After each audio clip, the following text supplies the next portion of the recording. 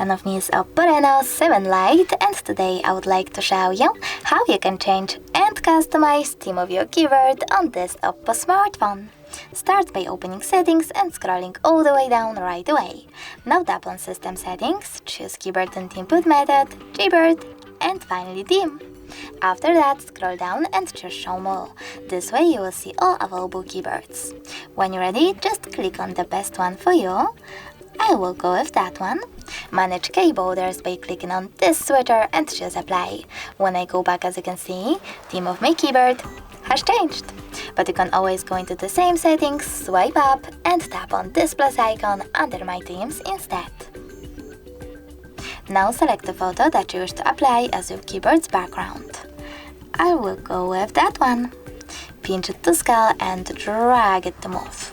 When you're ready, select next and adjust brightness by swiping left or right. Finally click on done, manage keyboarders by tapping on this switcher and choose apply.